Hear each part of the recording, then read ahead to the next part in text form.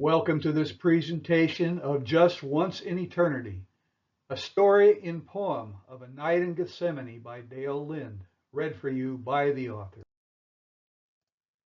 The silent garden of Gethsemane lay bathed in solemn moonlight. Silence chilled the sacred night, casting a pall on rock and tree. It seemed the stars in the cloudless skies, the breeze that barely stirred, would halt the footsteps dimly heard of their Maker coming soon to die. Walking on, his head bowed low, amidst his closest friends, wanting, needing the strength that lends support that only loved ones show. He'd been to them a faithful stay, in times of laughter, joy, and fears, a rock these past 3 precious years, correcting every want to stray. Christ asked for naught, he freely gave, but now this night they might repay the love he'd shown from day to day, a caring word his path would pay. Even now he little asked, so little he desired, as he bade them wait beneath a tree. I step apart to pray, pray with me, an evil force for my death has conspired. Peter, James, and John drew near. He bid them stay awake. Nature knows the path I take, but you till now have failed to hear. He left them there. He hoped they'd pray, for he had much to face. With stumbling steps his way did trace to his favorite spot to pray.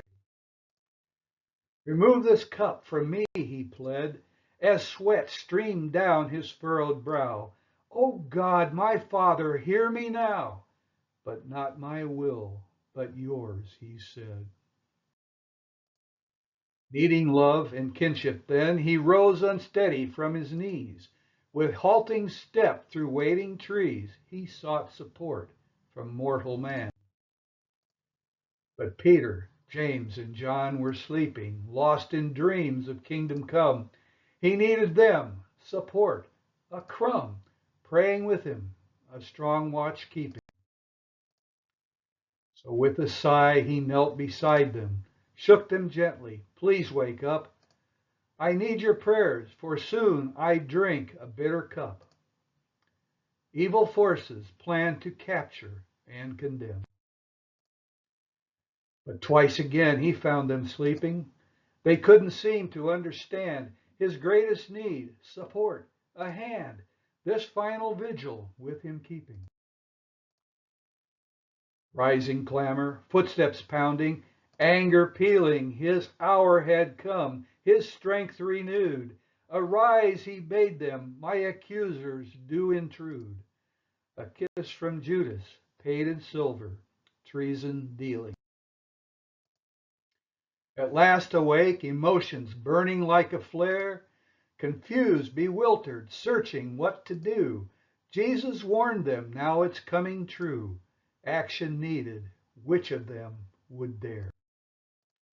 Impetuous Peter, what else could he do? So drawing his sword, he severed an ear.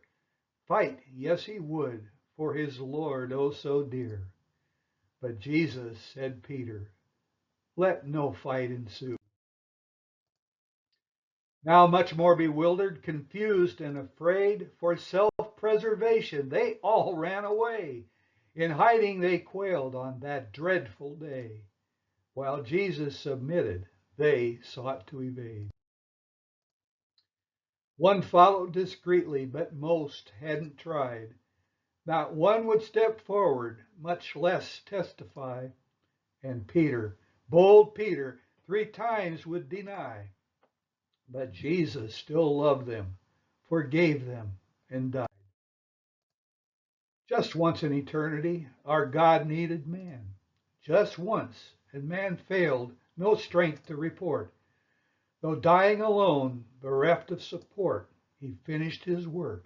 He completed his plan. Yes, what of those who failed him then? They recovered their courage and lived on most brave, accepting his yoke each shared to their grave, spreading the gospel with preaching and pen. Yes, what of those who failed him then? And what of we who might fail today? He loves us still and paved for our way. Salvation is free. So be it. Amen.